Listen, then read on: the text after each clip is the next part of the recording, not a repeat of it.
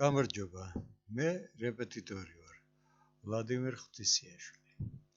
მოსწავლეებისა და აბიტურიენტებისთვის ხშირად მიწევს საინტერესო ამოცანების მოძიება. ხოდა ამას წინათ ერთ ამოცანას წავაწყდი. რადგან ოდესმე ჩემს მიერ ამოხსნილი ამოცანების უდიდესი ნაწილი მახსოვს, ამიტომ მაშინვე ამოტივტივდა თავში ძალიან შორეული წლები, როცა ჯერ კიდევ კომროვის სკოლის მერვე კლასში ვსწავლობდი. მაშინ ოლიმპიადის ფინალური ტურისთვის მზადებისას ბრწყინვალე პედაგოგმა, თავისი საქმის დიდმა პროფესიონალმა, ბატონმა გრიშა წულაიამ შემოგთავაზა ზუსტად ასეთი ამოცანა. ბატონი გრიშა მხოლოდ მერვე კლასის მეორე ნახევარში მასწავლიდა. შემდეგ მე-9 და მე-10 კლასებში ჩემი მათემატიკის მასწავლებელი იყო ასევე დიდი პროფესიონალი ბატონი იური ფიჩხაძე. დიდი მადლობა მათ. ამოცანა კი ასეთია. მათემატიკის მასწავლებელმა დაფაზე თავისი წლოვანება დაწერა. ამ რიცხვს შემდეგ გვერდით მარჯვენა მხრიდან მიუწერა თავისი მამის წლოვანება. დააკვირდა მიღებულ ოთხნიშნა რიცხვს და თქვა: ეს რიცხვი სრული კვადრატიაო, ანუ რომელიღაც ნატურალ რიცხვის კვადრატი. რა კარგი დამთხოვა, იფიქრა მან. ნეტავს სხვა დროსაც ხომ არ იყო ასე? დიახ, ჩაილაპარაკა მან, ზუსტად 15 წლის წინაც, თუ იგივეს გავაკეთებდი, მაშინაც სრულ კვადრატს მივიღებდიო. რამდენი წლის არის მასწავლებელი და რამდენი წლისაა მამამისი?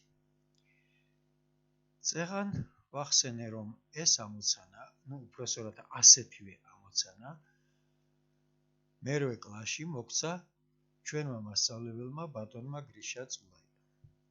უბრალოდ მის ვარიანტში იყო საუბარი ორნიშნა რიცხვებზე, თუ ორ ორნიშნა რიცხვს ერთმანეთს მივაწერთ გვერდ-გვერდ, სრულ კვადრატს მივიღებთო.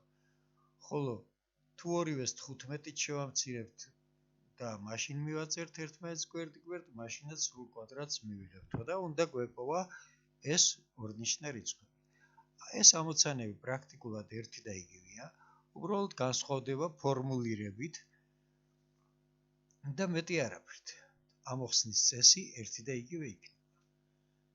გთხოვთ აქ დააპაუზოთ, სცადოთ ამოხსნა თქვენი ძალებით, თუ ვერ შეძლებთ, მაშინ გააგრძელეთ და ნახეთ ჩემი ვარიანტი ამ ამოცანის ამოხსნის. ეხლა დავფიქრდეთ, რას ნიშნავს მათემატიკურად ის ფაქტი, რომ ერთ ორნიშნა რიცხვს გვერდში მივუწერეთ მეორე ორნიშნა რიცხვი. შევეცდები ეს მომენტი ცოტა დაწვრილებით ავხსნა. ავიღოთ მაგალითად ორნიშნა რიცხვი 54 და შევეცადოთ გვერდში მარჯვენა მხრიდან მივუწეროთ 72.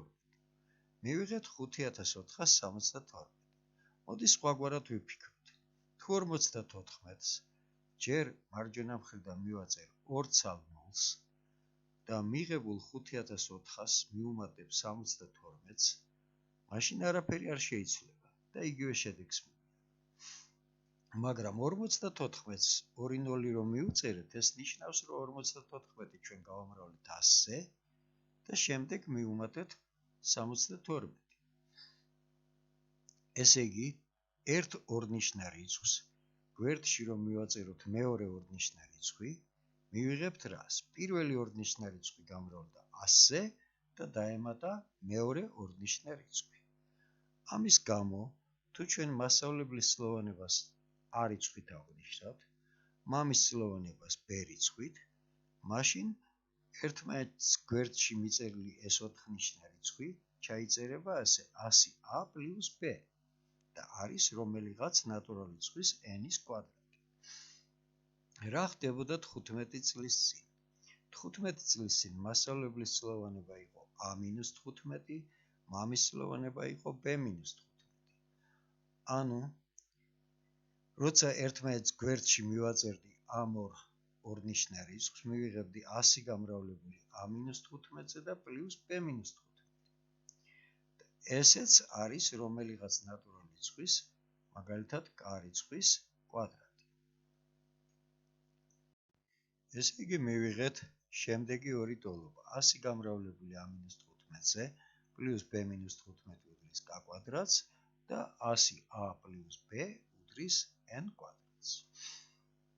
პირველი გამოსახულებას თუ ცოტა გარდავქმნით, მივიღებთ რომ 100a პლუს b-ს მინუს 1515 უდრის k კვადრატს. თუ შეხედავთ, დაინახავთ რომ n კვადრატს მინუს k კვადრატი არის 1515-ის ტოლი. n კვადრატ მინუს k-ს კვადრატი შეგვიძლია დავშალოთ n მინუს k გამრავლებული n პლუს k-ზე არის 1515-ის ტოლი.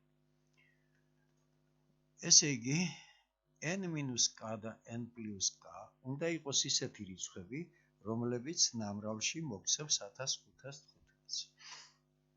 ნახოთ, როგორ შეიძლება მივიღოთ 1515 ორი რიცხვის ნამრავლის საშუალებით. 1515 არის 1 ჯერ 1515, 3 ჯერ 505, 5 ჯერ 303, ან 15 ჯერ 101. სხვა ვარიანტები არ გვაქვს. აქედან ვაკეთებ დასკვნას, რომ n-k შეიძლება იყოს 1, n plus k 1515, ან n-k 3 და n plus k 505 და ასე შემდეგ, ხო? მაგრამ პირველ სამ შემთხვევაში, თუ ვიპოვით n-ს და k-ს, n და k გამოვა სამნიშნა რიცხვები. და სამნიშნა რიცხვის კვადრატი, ესე იგი n-ის კვადრატი, ხო იყო 4-ნიშნა რიცხვი და k-ს კვადრატიც იყო 4-ნიშნა რიცხვი. ამიტომ სამნიშნა რიცხვის კვადრატი შეუძლებელია რომ 4-ნიშნა რიცხვის ტოლი იყოს, იმიტომ რომ სამნიშნა რიცხვის კვადრატი მინიმუმ 5-ნიშნა რიცხვია. ამიტომ რჩება ერთადერთი ვარიანტი, ბოლო ვარიანტი, რომ n-k არის 15-ის ტოლი და n plus k არის 101-ის ტოლი. თუ ამას ამოვხსნით, შეკრების ხერხით, მაგალითად მივიღებთ, რომ n უდრის 58-ს, k უდრის 53-ს. და რადგან n 58-ის კვადრატი არის 3364, აქედან პირველი ორი ციფრი არის მასწავლებლის სლოვანება, შემდეგი ორი ციფრი არის მამის სლოვანება. ანუ 64. ნახოთ, მოდი, ინტერესისთვის რა ხდებოდა 15 წლის წინ. 15 წლის წინ მასწავლებელი იყო 18 წლის, მამა იყო 59 წლის და ერთმანეთს გვერდში თუ მივაწერთ 1859 გამოვა, რომელიც წარმოადგენს 43-ის კვადრატს. აი ესეთი იყო ეს ამოცანა. მადლობა რომ დაინტერესდით ჩემი ამოცანით. ეს ჩემი ტელეფონის ნომერია. თუ დაინტერესდებით ვინმე და მოგინდებათ ონლაინ გაკვეთილებზე ჩაწერა, შეგიძლიათ დამიკავშირდეთ ამ ნომერზე, ან და მობძებნოთ Facebook-ზე და დამიკავშირდეთ Messenger-ის საშუალებით, ან WhatsApp-ით, ან Viber-ით. ეს ტელეფონი ჩართულია ორივეზე. მადლობა კიდევ ერთხელ, ნახვამდის და დამავალებთ თუ გახდებით ჩემი არხის ხელმომწერი YouTube-ზე. ნახვამდის.